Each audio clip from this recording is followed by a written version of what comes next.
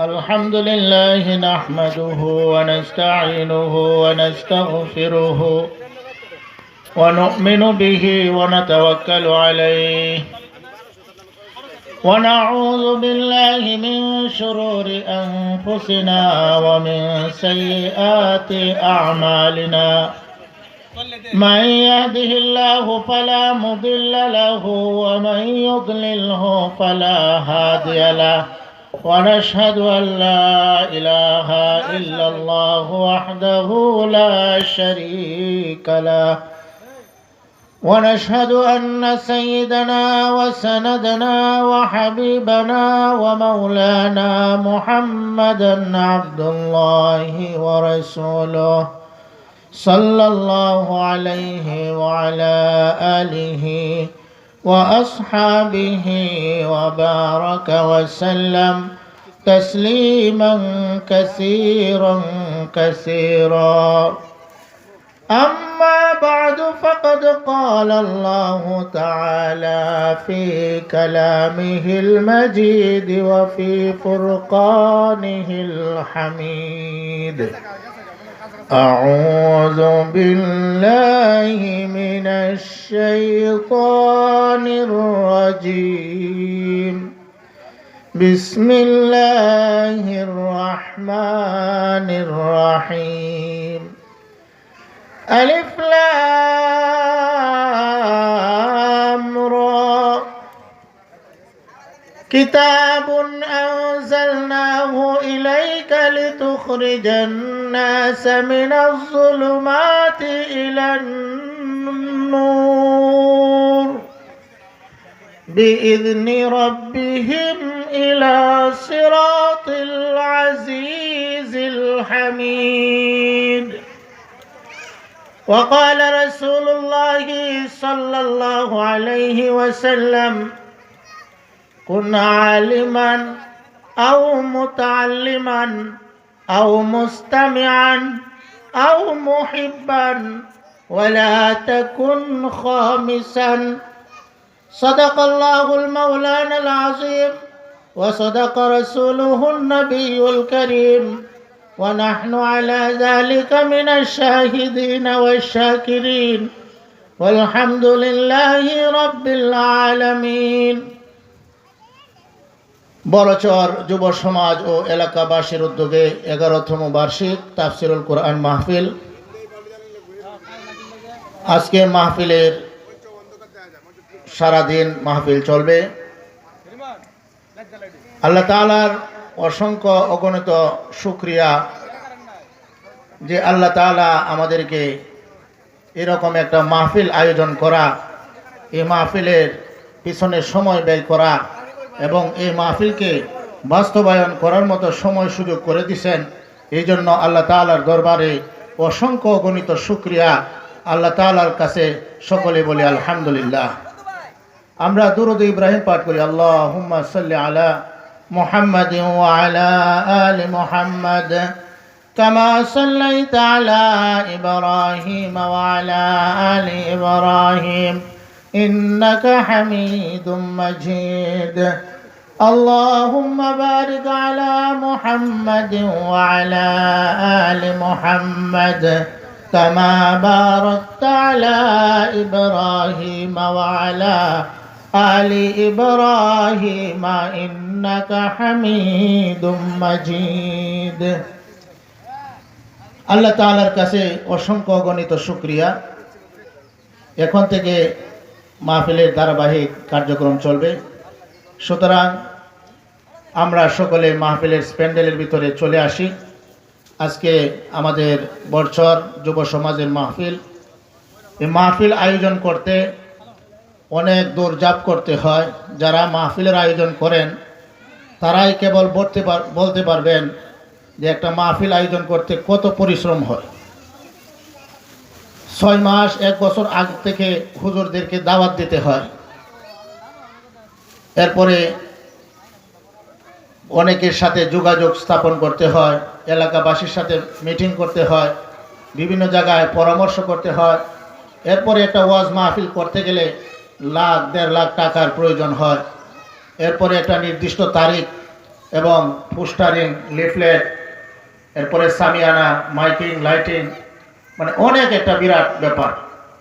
যেহেতু বলচর যুব সমাজ আমাদের জন্য একটা বিশেষ আয়োজন আমাদের জন্য করেছেন, এই জন্য আমরা তাদেরকে কৃতজ্ঞতা প্রকাশ করছি এবং আমরা এলাকাবাসী যারা আছে আমরা সকলে শ্রোতা হিসাবে আমরা অতি তাড়াতাড়ি মাহফিলের প্যান্ডেলের ভিতরে চলে আসি। আজকের এই মাহফিল আগামীকাল থাকবে না। এরকমও হতে পারে যে এই বছরের মাহফিলটাই আপনার জীবনের শেষ মাহফিল। কারণ আমরা যারা দুনিয়াতে আছি আমাদের এক সেকেন্ডের ভরসা কারো নাই। যাদের পিতামাতা দুনিয়া ছেড়ে কবরের জগতে আসেন, সন্তান হিসাবে আমরা যারা আছি দুনিয়ার উপরে চলাফেরা করতেছে, আমাদের কাছে তারা চাইতেছেন যে আমরা যেন মাহফিলে আসি, আমরা যেন মাহফিলে এসে হুজুরদের কথাবার্তা শুনি, আমরা যেন তাদের জন্য দোয়া করি, আমাদের আত্মীয় স্বজন যারা মারা গেছে। সুতরাং যারা এই মাহফিলের শুরু থেকে শেষ পর্যন্ত থাকবেন তারা পরিপূর্ণ সওয়াব পাবেন।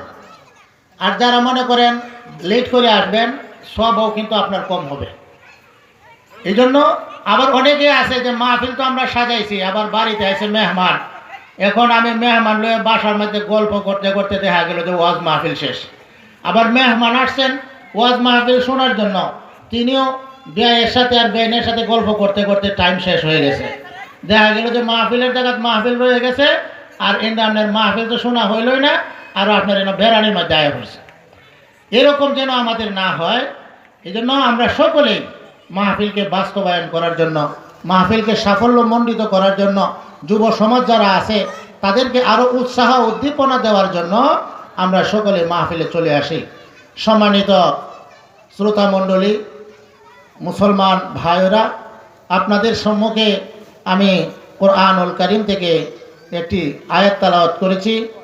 কোরআন শরীফের 13 নম্বর পারার 14 নম্বর পৃষ্ঠার মধ্যে সূরা ইব্রাহিমের প্রথম যে আয়াত আমি আপনাদের মাঝে তেলাওয়াত করেছি। আয়াতের তর্জমা হলো, আল্লাহ তাআলা বলেন আলিফ লাম র হরফে মুকাত্তাআত, যে হরফগুলোর কোনো অর্থ কিতাবের মধ্যে লেখা নাই, তাফসীরের মধ্যে লেখা নাই, এর অর্থ আল্লাহ এবং তার রাসূলই ভালো জানেন। এরপরে যে আল্লাহ তাআলা বলেন কিতাবুন, অর্থাৎ কোরআন শরীফ, আনজালনাহু ইলাইকা, আমি আপনার প্রতি অবতীর্ণ করেছি, লিতুখরিজান নাস, আপনি যেন মানুষদেরকে বের করে আনতে পারেন, মিনাজ জুলুমাতি, অনেক প্রকার অন্ধকার থেকে, মানে অনেক ধরনের অন্ধকার থেকে আপনি যেন মানুষদেরকে বের করে আনতে পারেন, ইলা নূর, আলোর দিকে।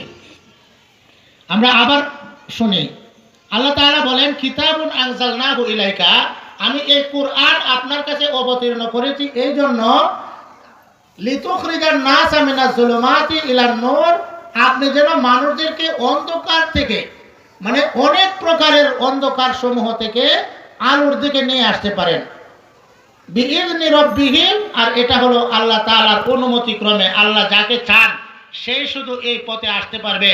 এই পথটা কি?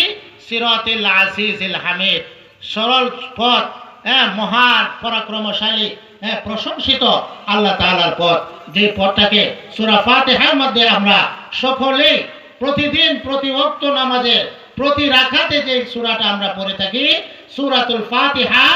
এই সূরাতুল ফাতিহার মধ্যে আমরা সব সময় একটা জিনিস আল্লাহ তাআলার কাছে চাই, এই চাওয়াটা হলো ইহদিনাস সিরাতাল মুস্তাকিম, হে আল্লাহ তাআলা আমাদেরকে সহজ সরল পথ দেখান। আল্লাহ তাআলা বলেন, হে বান্দা তুমি যে বলতেছো ইহদিনাস সিরাতাল মুস্তাকিম, তুমি এরপরে তেলাওয়াত করতে থাকো সিরাতাল লাযিনা আনআমতা আলাইহিম, এই পথটা হলো তাদের পথ যাদেরকে আল্লাহ তাআলা পুরস্কৃত করছেন। আল্লাহ তাআলা কাদেরকে পুরস্কৃত করছেন?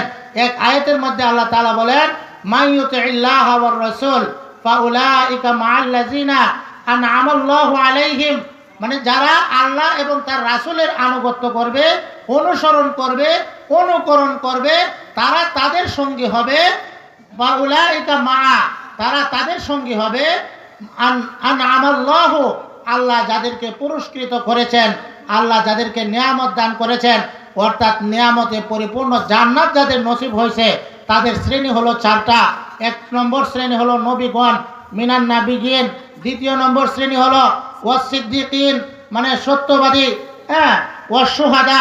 তৃতীয় শ্রেণী হলো শহীদ। এরপরে চতুর্থ শ্রেণী হচ্ছে ওয়াসসালিহিন, মানে নেককার যারা। আল্লাহ তাআলা বলেন যে বান্দা তুমি আমার কাছে চাইলে হেদায়েত, আর আমি তোমাকে হেদায়েত করার জন্য আমি 30 পারা কোরআন শরীফ নাজিল করে দিলাম। সুবহানাল্লাহ। মানে আমাদের সবচেয়ে প্রয়োজন পৃথিবীতে, সবচেয়ে যে জিনিসটার প্রয়োজন, এটা হলো সঠিক পথ নির্দেশনা।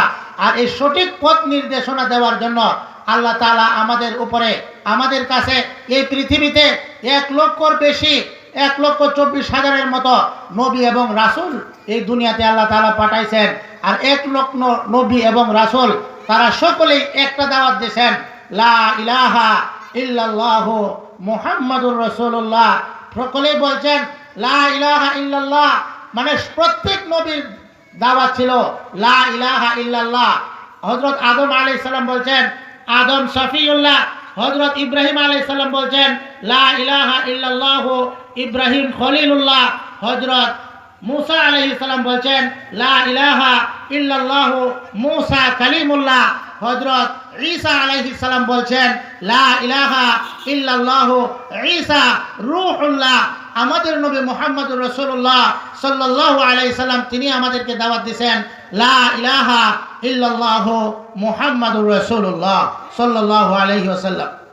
মানে হযরত আদম আলাইহিস সালাম থেকে শুরু করে হযরত মুহাম্মদুর রাসূলুল্লাহ সাল্লাল্লাহু আলাইহি সাল্লাম পর্যন্ত যত নবী রাসূল এসেছেন দুনিয়াতে, প্রত্যেক নবী রাসূলের দাওয়াতের মিশন ছিল একটা, আর এই মিশনটা হলো লা ইলাহা ইল্লাল্লাহ, মানে আল্লাহ তাআলা ছাড়া কোনো মাবুদ নাই। এই আল্লাহ তাআলার তাওহীদ, আল্লাহ তাআলার একত্ব রাষ্ট্রের মধ্যে, সমাজের মধ্যে, ব্যক্তি, পরিবার, সমাজ, সকল জায়গার মধ্যে বাস্তবায়ন করা। যখনই মানুষ এর থেকে দূরে সরে যেত, এর জায়গায় আল্লাহ তাআলা আরেকজন নবী রাসূল পাঠাইতেন।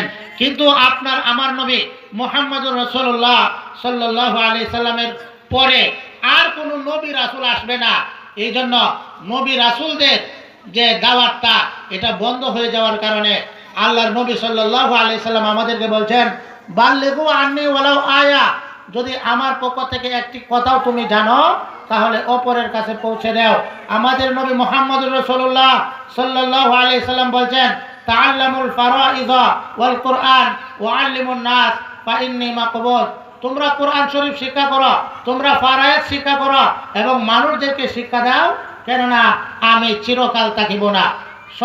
সুতরাং যে কিতাব আল্লাহ তাআলা আমাদের কাছে পাঠাইছেন, যে কিতাব কোরআন শরীফ আল্লাহর নবী মুহাম্মদুর রাসূলুল্লাহ সাল্লাল্লাহু আলাইহি সাল্লামকে আল্লাহ তাআলা দিয়েছেন, যে কিতাবের অনুকরণ করা একমাত্র পথ, নাজাতের পথ, যে কিতাবের বাহিরে চললে দুজক একমাত্র পথ। এই কিতাবকে আমাদের জানা, এই কিতাবকে শোনা, এই কিতাবকে মানা আমাদের সকলের জন্য ফরজ, অপরিহার্য। এই জন্য আমাদের সকলের উচিত এই কোরআন শরীফকে জানা, কোরআন শরীফ শিক্ষা করা। কিন্তু অতি দুঃখের বিষয়, আজকে আমাদের মধ্যে আমরা অনেকে কোরআন শরীফ পড়তে জানি না, আমরা অনেকেই নামাজের সূরা কালামগুলো জানি না, আমরা অনেকেই দেখা গেল যে 50-60 বছর হয়ে গেছে